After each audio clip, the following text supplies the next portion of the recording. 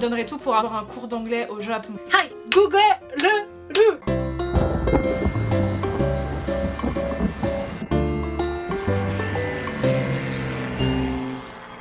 Bonjour à tous, bienvenue dans cette nouvelle vidéo, vous nous l'avez beaucoup demandé. Aujourd'hui on va revenir sur les points qui nous saoulent, qu'on déteste au Japon. Comme d'habitude, n'hésitez pas à réagir en commentaire et à nous dire si vous vous retrouvez dans les points qu'on aborde aujourd'hui.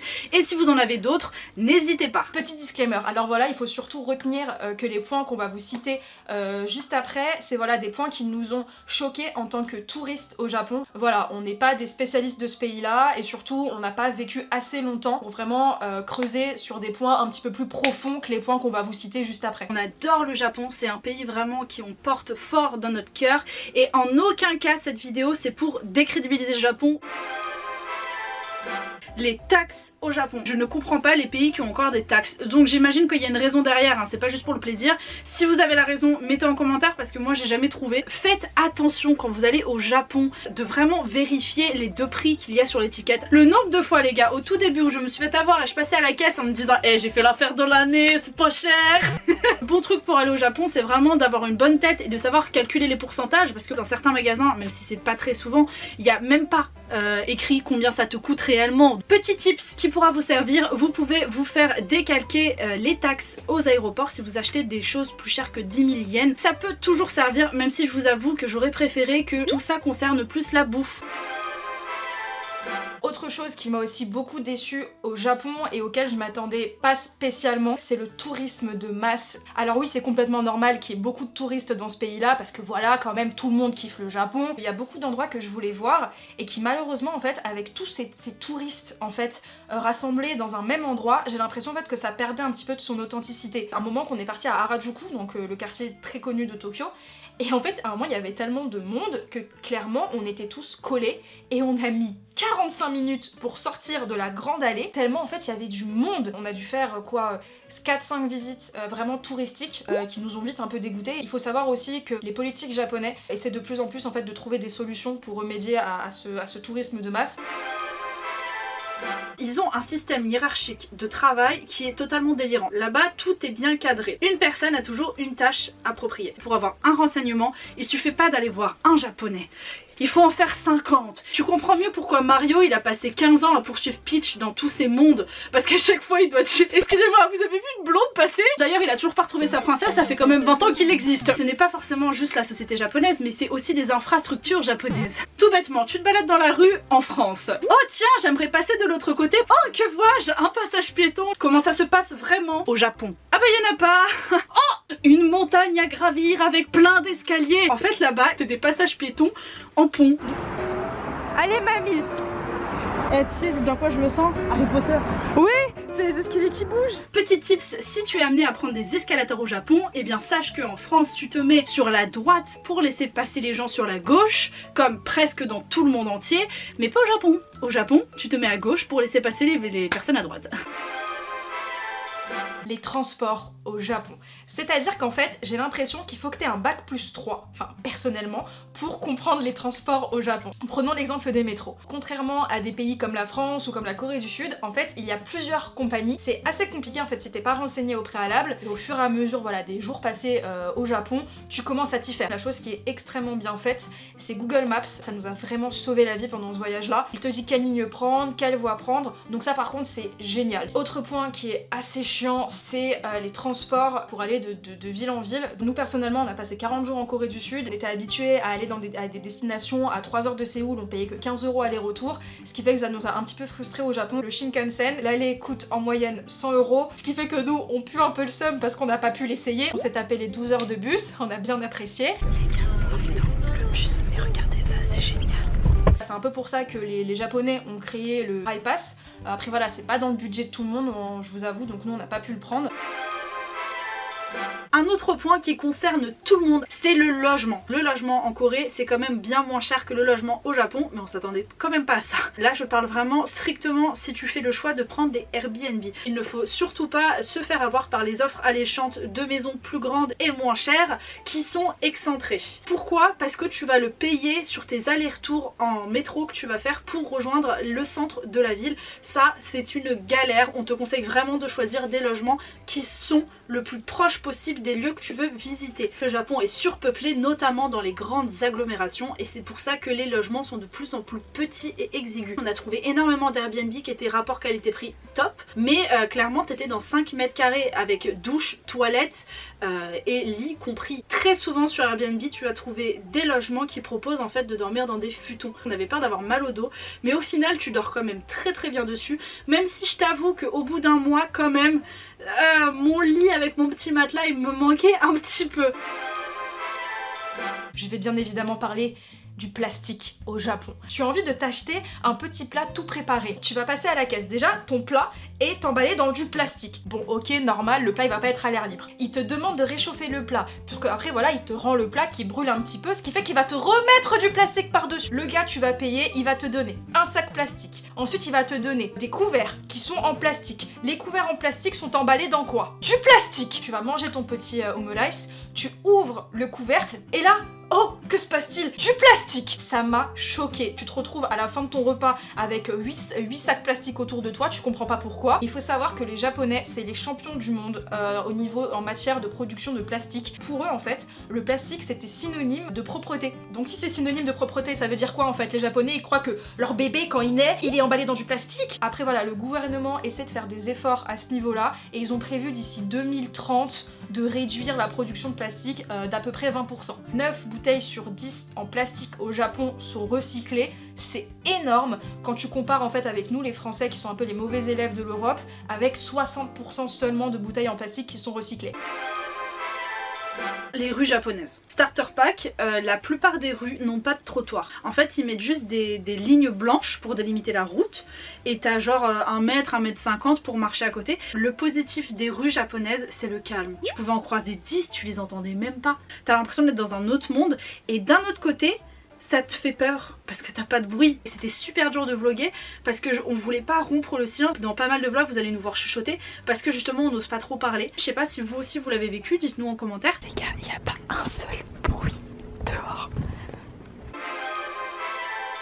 L'anglais et les japonais. C'est-à-dire que le mythe comme quoi les japonais ne parlent pas bien anglais ou ne parlent pas du tout anglais, en fait, ce n'est pas un mythe, c'est la réalité. Dès qu'on allait voir un japonais pour lui demander de l'aide, pour lui demander notre chemin, dans la plupart des cas, c'était désolé, je parle pas anglais. Ou sinon, ils essayaient, franchement, il y en a quelques-uns qui essayaient, mais c'était incompréhensible, malheureusement, on n'arrivait vraiment pas à se comprendre. Petite histoire comme ça, hein, la fois on s'est retrouvé dans un commissariat japonais avec 2 policiers japonais avec qui on essayait de se comprendre via Google Traduction. Enfin, excusez-moi, pas Google Traduction, mais plutôt Google. Je donnerais tout pour avoir un cours d'anglais au Japon. Ça se trouve ils sont en mode Hi Google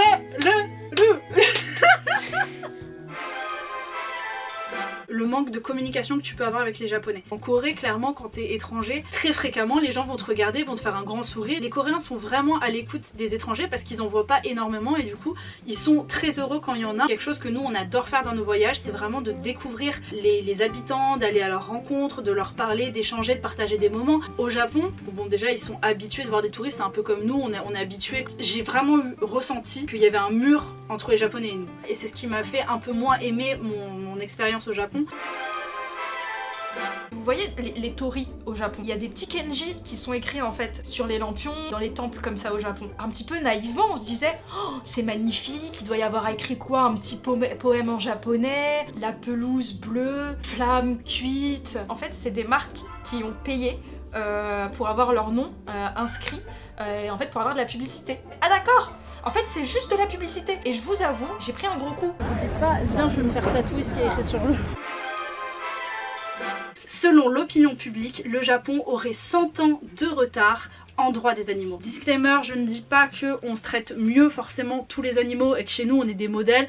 Loin de là, il y a des abandons partout. En Asie, ils ont vraiment une culture différente et une vision différente du bien-être animal. Encore une fois, je prends des pincettes. T'as un peu l'impression que les chiens, c'est un petit peu le substitut des enfants qu'ils n'ont pas. Et c'est-à-dire qu'ils les overprotectent. Sans parler du fait des effets de mode comme il y a un peu partout. Par exemple dans les années 80 il y a eu le film Antarctica qui est sorti, qui mettait en scène des huskies. Il y a eu une masse et masse d'achats et de demandes de huskies. Ils sont une race assez spéciale et dont il faut faire très attention pour l'éducation. Et ça c'est quelque chose que les Japonais n'avaient pas prévu. Ni même le fait qu'un grand chien a besoin d'espace. Malheureusement, qu'est-ce qui a suivi? C'est la masse d'abandon de husky. 80% chaque année des animaux qui sont réfugiés dans ces refuges trouvent malheureusement comme issue l'euthanasie parce qu'ils sont trop surpeuplés et seulement 10% sont adoptés. Au Japon, effectivement, il manque de place. Et qu'est-ce qui se passe en ville? C'est qu'il y a une nouvelle tendance actuellement qui est de plus en plus dangereuse pour la santé des chiens, c'est de vouloir le plus petit chien possible pour que ce soit pratique, que ce soit un peu un kit Ikea que tu puisses ranger dans le sac à main et sortir quand tu veux. Et qu'est-ce qui se passe dans ces cas-là? C'est qu'ils font de l'élevage massif, ils croisent des chiens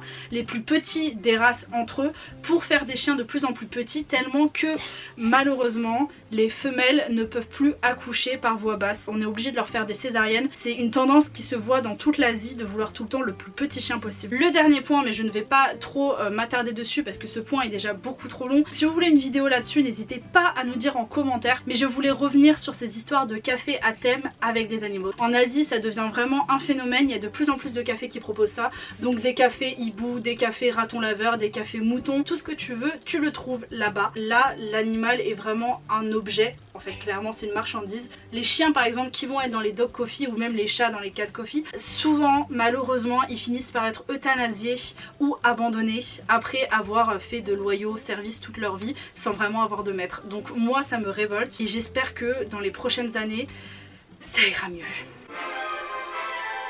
Délices de cuillère, brocoli, salle de bain, à tenir le poilu, à l'aise, lycée mixte, champ de l'herbe, grand chariot, tendon ou encore le plus célèbre, petit main. Tous ces mots globalement n'ont aucun rapport les uns entre les autres. Ce n'est qu'un échantillon de tous les mots que j'ai retenus sur les façades japonaises. Vous pouvez retrouver l'intégralité avec les façades dans mes stories sur mon Instagram. Je vous mets nos deux Instagram juste ici. Les marques japonaises adorent prendre en titre des mots français. Grand chariot.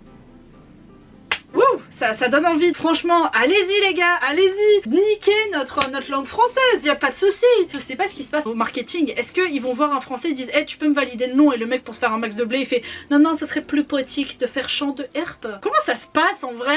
Comment tu peux faire une putain de faute? Y a jamais personne derrière qui vérifie. On parle de marque, on parle d'une image, il y a des touristes, il y a des français qui viennent, c'est pas comme si t'avais pas internet et tu pouvais pas chercher le vrai mot. Brocoli, pourquoi t'appelles ton magasin brocoli? Quel est le but? Non, mon préféré quand même, et je finirai là-dessus, c'est quand même l'hôtel qui s'appelle Salle de Bain. Salle de bain! Ah bah dis donc, réservons dans l'hôtel salle de bain. Super, j'espère qu'on va pas dormir dans la baignoire.